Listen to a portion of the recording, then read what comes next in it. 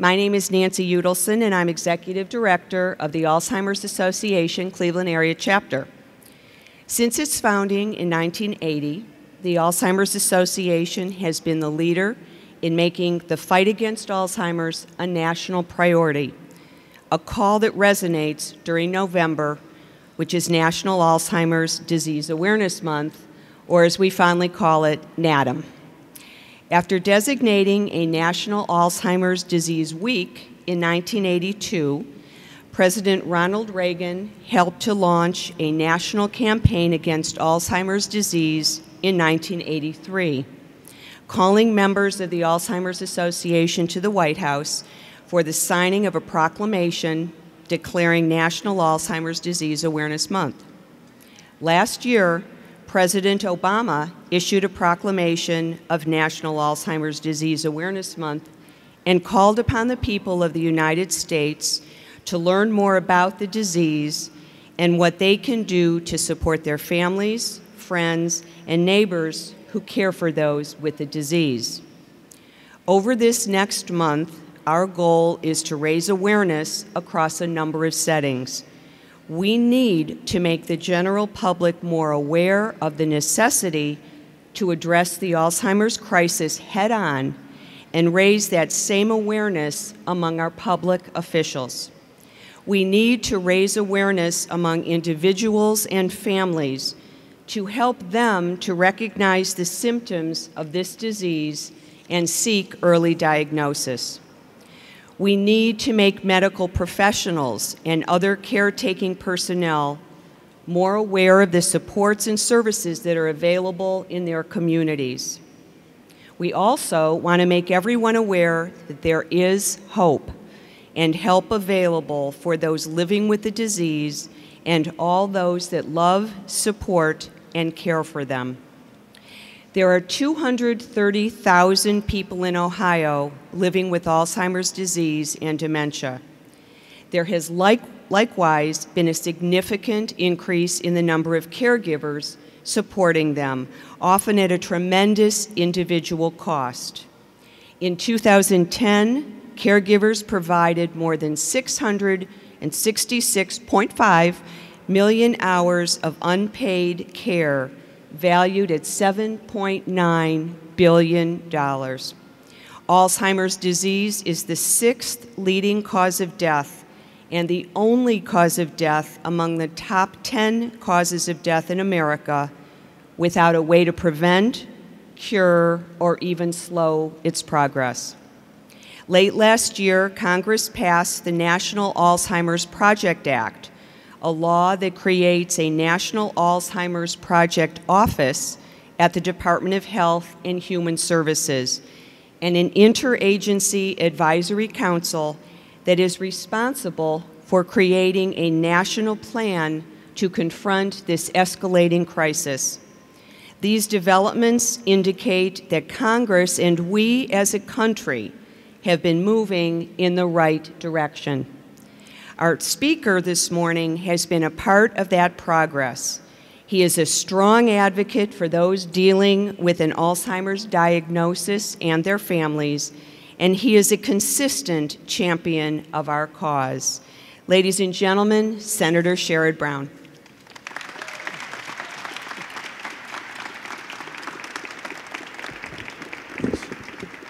Nancy, thank you, and thanks to all of you. I appreciate so much the work that you do on an illness that is so tragic in our society and so tragic for everyone that comes into contact with it. I think that I would guess that most of you here have loved ones that have suffered from some kind of dementia, from Alzheimer's. Thank you. I spoke with Nan and Tangela. I'm sorry, Nan and Tangela. They've been taking care of their mother for 8 years. Mr. Osgood just told me his mother died some years ago. She took care of her she was diagnosed for 14 years. And I was saying to Mr. Osgood that my mother, who decidedly did not die from dementia, my mom was 88, and we had her in hospice care for the last 6 weeks of her life. And my brothers and their wives and my wife and I at home, and I saw that incredible outpouring in hospice care of nurses, of kindness from nurses who, didn't really know my mom, and home care workers who were not paid very much that helped take care of people in that situation. And that was only 6 weeks, and that seemed like forever in many, many ways. I mean, it seemed like it was an instant, but it also seemed like forever. And my heart goes out to all of you, and I particularly thank you for your fighting spirit and helping others deal as your loved ones have passed away, that in many cases and others that you're still taking care of them. I so appreciate your activism and your involvement this way. On a lighter note, my mother, when she was sick, we had, and as I said, we were in hospice care in Mansfield, and so Connie and I were there almost every day, and for most of every day, almost every day, most of every day. And at one point, about a week before my mom died in early 2009, she asked me to. She said, "Would you sing some of this, a couple of songs that you sang when you were growing up in our Lutheran church?" And I said, "Okay." So I went in the other room and got a hymnal, and I began to sing a song, "Beautiful Savior," and I sang 2 or 3 verses. And my mom smiled. This was about a week before she died. She smiled and said, "That was very nice, Sherrod," in her nice Southern accent. And I said, "Thanks, Mom." And she said, she hesitated. She said, "But you really do sound better in a group." And so my mom never missed a chance to teach me, as people that have loved you and the people you love, you're the same way. But there was a lesson in that we really do sound better in a group, and I think that's why what Nancy and all of you are doing is so very, very important. My wife was until a couple weeks ago a columnist for the Plain Dealers. I think many of you know. And Connie and I have a very dear friend who works as a Plain Dealer named Sue Klein. And Sue's father, Ralph, is living with Alzheimer's. Connie wrote a column a few weeks ago observing both Sue and her mother's feelings of witnessing just how devastating this disease is for families. Sue is single. Sue's in her, I believe, late 30s, perhaps I better say just leave it at late 30s. And Sue bought a house last year for the sole purpose of moving her parents in. Sue probably makes not very much money. She's a secretary and sort of executive secretary at the Plain Dealer, isn't making a ton of money, but she saved her money all life, and she was able to buy a small house for her parents so she could help with their care. Last December, Connie and I went to a Christmas party at Sue's house, and Ralph was there, Ralph, who is suffering from dementia. And Connie's known Ralph for years. I've gone to an Indians game with him. I knew him fairly well. Yet when he saw Connie, all he could do is extend his hand and say, "Hi, I'm Ralph," and you've seen that with your family. He then looked at me and said, I've seen you on TV, but didn't really remember that we had spent time together. And it broke our hearts, as your hearts are broken often, I know, by the sort of emptiness and beyond that you see with your family members too often. These stories, I say that, one, I don't pretend to understand what you're facing, because I've not faced that in any long period with a loved one. So I don't pretend to really understand what you're facing. But I do encourage you, as you've just begun a little bit with me today, to tell your stories, because people that make decisions on funding in NIH, and people that make decisions on the bill that Nancy mentioned, and people that make decisions on the Affordable Care Act in long-term care need to hear the stories and understand your families and your situation and what you have dealt with and how difficult it is, and how, I think Mr. Osgood used the term brutal in so many ways as you deal with this very difficult problem for someone whom you love so unconditionally, and that's why you're doing what you're doing. You know the numbers. Nancy mentioned them, many of them. By 2030, members of the baby boom generation, all of us will be over 65. The number of Americans with Alzheimer's could increase to as much as 7+ million by that time. By 2050, that number could increase to 16 million. That's a projection. That's certainly something we hope we can reduce significantly. We know it's the humane thing to do. We know it's the cost of this to society in dollar terms, but in so many human terms is almost incalculable. As Nancy said, I think because of the stories you tell, because of your involvement, because you have, many of you in the midst of caring for a loved one, others of you have done it and the loved ones passed away and you still are engaged. Because of those stories, I think the federal response has been much stronger than it would have been otherwise. When I was still on was a member of the HELP Committee, the Health, Education, Labor, Pension Committee, we did a series of hearings on Alzheimer's some time ago. We talked about ways to speed up promising medicines in the pipeline that we hope could delay the onset of Alzheimer's. We talked about the efforts through stem cell research and mapping the human genome that could unlock some keys to this disease before it finds more victims. We highlighted increased public and private investments and partnerships that now provide more comprehensive state-of-the-art care at Alzheimer's patients, like the University Memory and Aging Center, a collaboration between two great institutions in Greater Cleveland, CASE and UH. We talked about how reforms to the healthcare system can lead to better outcomes. That's why the Affordable Care Act, passed and signed by the President a couple of years ago, was so important. It provides strong patient protections. It also invests in prevention and wellness programs. And a critical, if not underreported, component of the Affordable Care Act emphasizes chronic disease and combating chronic disease. The recent healthcare debate, as you know, had a bit of a setback the other day with the issue of long-term care. The recent decision on the Class Act was difficult, but that doesn't mean that other parts of this bill will unravel. It also tells us that we need to figure out, how we're going to do long-term care insurance and how we're going to handle that much better than we have as a society.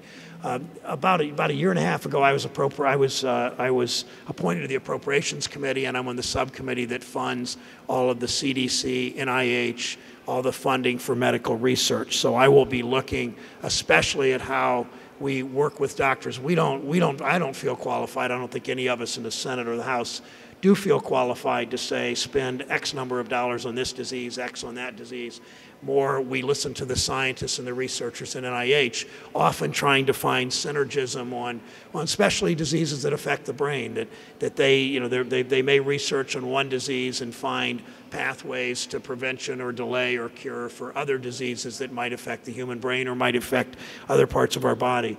And that's my commitment to you, and I hope that your commitment is to continue doing sort of this inside-outside strategy, and that is people like me working inside the system and working with you outside the direct political system in terms of encouraging people to talk to their House members, to talk to their senators, to lobby their members of Congress, and particularly tell your personal stories.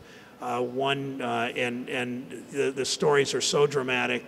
I met a woman yesterday. I have every year a little low dollar spaghetti dinner in Lorain County. I've done it for 17, 18 years, and there was a woman there whom I've known for many years that's in her late 60s, and she clearly had her husband and I were talking, she clearly was in the early but very noticeable stages of dementia, and the tragedy of that for someone I know fairly well. I can't imagine what you do every day and how you take care of your loved one. I would end with this, except to say thank you. As a civil rights leader in Mississippi said in the 1960s, he said, "Don't tell me what you do.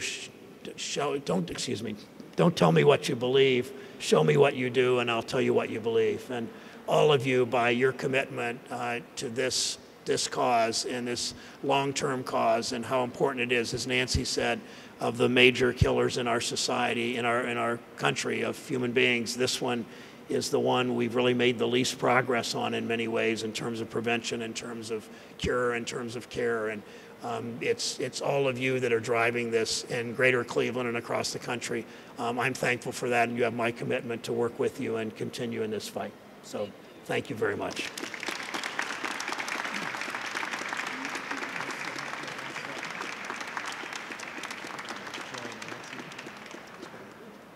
All right, what a kickoff to our national month of November for awareness for Alzheimer's disease. Can I get another hand up for Senator Brown? All right. I am Steve Osgood, and I'm a member of the Board of Trustees for the Alzheimer's Association Cleveland Area Chapter. I'm also the Public Policy Chair. As some of you may know, Beginning tomorrow night, the terminal tower right above us will be lit purple for the next few weeks in recognition of the National Alzheimer's Disease Awareness Month. Purple is the official color of the Alzheimer's Association. In keeping with that same theme, we want to present Senator Brown with a picture of the same spectacle from last year. Along with the framed photograph is a commendation that was approved by the Board of Trustees. That commendation reads, "The Board of Trustees of the Alzheimer's Association Cleveland Area Chapter commends Senator Sherrod Brown as a friend of the Alzheimer's Association and a champion of the cause for which it fights. During his many years of public service, Senator Brown has exhibited an exceptional dedication to address the challenges we face as a society and as individuals and families from the impact of Alzheimer's disease and related dementias. Senator Brown has made healthcare a pillar of his legislative career, and the people of the Alzheimer's Association serves as a better off for it. Senator Brown's expertise in healthcare policy and his compassion for those who face extremely daunting health challenges have provided for real leadership in the U.S. Senate and in his previous capacity as a member of the U.S. House of Representatives. Further, his commitment to address the Alzheimer's crisis has moved Congress in the United States in the right direction. On the occasion of the National Alzheimer's Disease Awareness Month, November 2011, the Alzheimer's Association Cleveland Area Chapter commends Senator Sherrod Brown and thanks him for his continued service and his commitment to those affected by Alzheimer's disease and their families. Thank you, Senator Brown.